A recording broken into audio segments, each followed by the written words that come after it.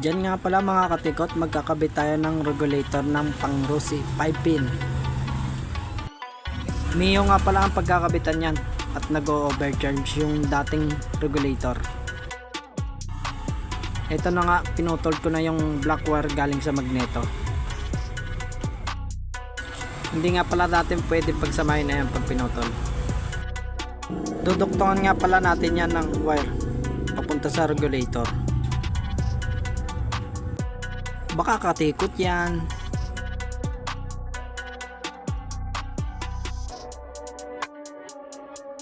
Diyan nga pala mga katikot, magkakabit tayo ng regulator ng pang Rossi 5 pin. Mio nga pala ang pagkakabitan yan at nag-overcharge yung dating regulator. Ito na nga, pinutol ko na yung black wire galing sa magneto. Hindi nga pala natin pwede pagsamahin na yan pag pinutol. Duduktungan nga pala natin yan ng wire papunta sa regulator. Mga katikot, panoorin nyo na lang ang video nito para malaman nyo kung paano mag full wave sa Mio. Mga katikot, i-follow nyo na rin ako, like and share nyo na rin para update kayo sa aking videos. Bomba na gar! Diyan nga pala mahaba na yung wire. At dyan ko nga pala ilalagay sa dilaw yung black wire galing sa magneto. Tapean muna natin para hindi magka ground.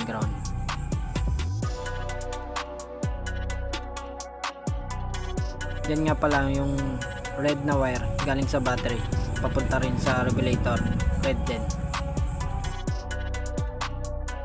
Hindi kayo dyan malilito, basta panoorin nyo lang yung video.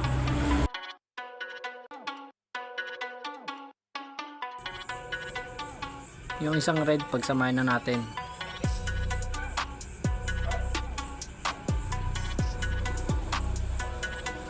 I-tape na rin natin para iwas grounded.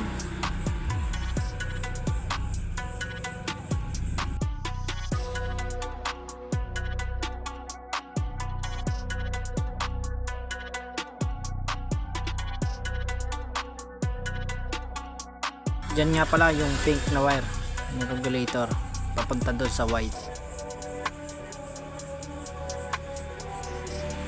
Ayan, balatan lang po natin pati yung isa pagbuhulin. Ayan, ball nut, i-tape natin ulit.